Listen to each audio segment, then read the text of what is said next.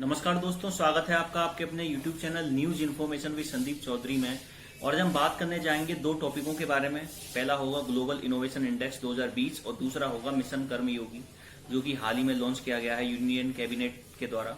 तो सबसे पहले हम बात करते हैं ग्लोबल इनोवेशन इंडेक्स 2020 के बारे में। तो देखो, ये इंडेक्स विभिन्न देशों को रैंकिंग देता है इस आधार पर कि किस देश में बेहतर इकोनॉमी सिस्टम है इनोवेशन के लिए।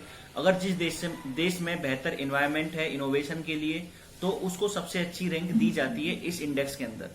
तो 2020 में 131 देशों में ये रैंकिंग जारी की गई है और ये इंडेक्स जारी किया जाता है वर्ल्ड इंटेलेक्चुअल प्रॉपर्टी ऑर्गेनाइजेशन के द्वारा, यानी WIPO के द्वारा। कॉर्नेल यूनिवर्सिटी और इंस्टीट्यूट बिजनेस स्कूल, ये तीनों मिलकर इस इंडेक्स को जारी करते हैं, रैंकिंग देते हैं। कौन कौन से पैरामीटर को देखा जाता है इस इंडेक्स में?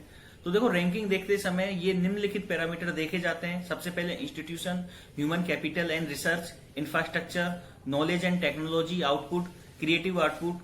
तो ये सब चीज देखी जाती है किसी भी देश को रैंकिंग देने से पहले। तो थीम क्या थी 2020 की? थीम थी हु विल फाइनेंस इनोवेशन, मतलब इनोवेशन के लिए पैसा कौन देगा।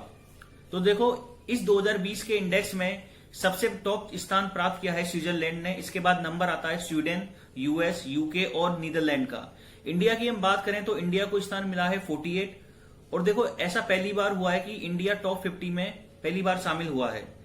देखो, इंडिया जो है वो सबसे ज्यादा इनोवेटिव कंट्री है सेंट्रल एंड साउथर्न एशिया में, और third most innovative lower middle income economy है पूरे वर्ल्ड में।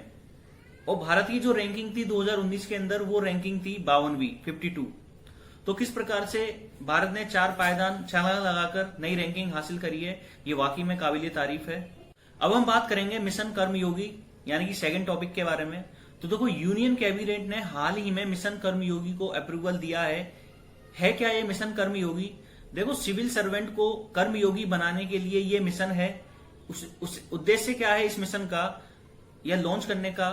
तो हमारे देश में सिविल सर्वेंट जो हैं वो ज्यादा क्रिएटिव, कंस्ट्रक्टिव और इमेजिनेटिव, प्रोडक्टिव बने, इनोवेटिव बने, प्रोग्रेसिव बने, प्रोफेशनल और ट्रांसपेरेंटी हो उनके अंदर। तो ये सारी क्वालिटी इंक्लूडिंग करी जाएगी सिविल सर्वेंट के अंदर।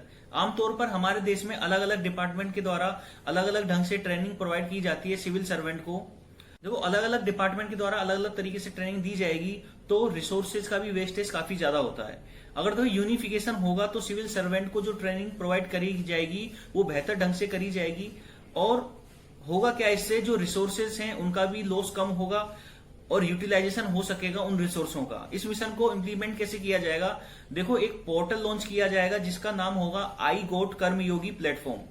और इस पोर्टल को ऑपरेट करने के लिए एक स्पेशल पर्पज व्हीकल स्टेबलाइज किया जाएगा, जो कि नॉन प्रॉफिट ऑर्गेनाइजेशन कंपनी होगी।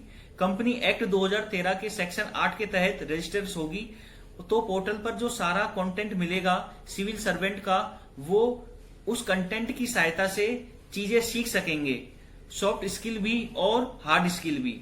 मतलब बेसिक सी बात है, स्किल्स और इसके साथ एक्सपर्टीज, यानी कि डिफेंस से रिलेटेड या अदर डिपार्टमेंट से रिलेटेड वो सारी चीज सीख सकेंगे जो भी सिविल सर्वेंट होंगे। इस मिशन के अंदर 3 बॉडी स्टेबलाइज की जाएंगी। सबसे ऊपर होगी ह्यूमन रिसोर्स काउंसलिंग।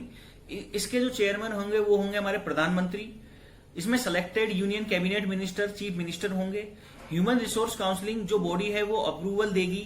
बीच में होगा कोऑर्डिनेट यूनिट, इसके हेड भी होंगे कैबिनेट सिक्योरिटी, और इसमें कुछ सिलेक्टेड सिक्योरिटीज ही होंगे जो कि कंट्रोलिंग अथॉरिटीज का काम करेंगे। और सबसे नीचे होगी कैपेसिटी बिल्डिंग कमीशन, ये काम करेगी एक्चुअल में इस मिशन का ग्राउंड लेवल पर। इस प्रकार ये जो ऑर्गेनाइजेशन या एक तरह का पोर्टल लॉन्च किया जाएगा आई गोट प्लेटफॉर्म, इसमें बहुत सारी स्किल सीखने को मिलेंगी सिविल सर्वेंट को। यूं नहीं है कि सिविल सर्वेंट्स में जैसे IAS IPS को, नहीं, ऐसा नहीं है। 46 लाख सेंट्रल एम्प्लॉयज को ट्रेनिंग दी जाएगी आने वाले 5 सालों के अंदर, और 510 करोड़ का बजट पास किया गया है इस मिशन को पास करने के लिए। ये थी बेसिक इन्फॉर्मेशन मिशन कर्मयोगी के बारे में, जो हाल ही में यूनियन कैबिनेट के द्वारा जारी किया गया है। और कुछ समय बाद ये लॉन्च हो जाएगा कि किस प्रकार से सिविल सर्वेंट को उनकी skills, soft skill, hard skill develop कर सकें।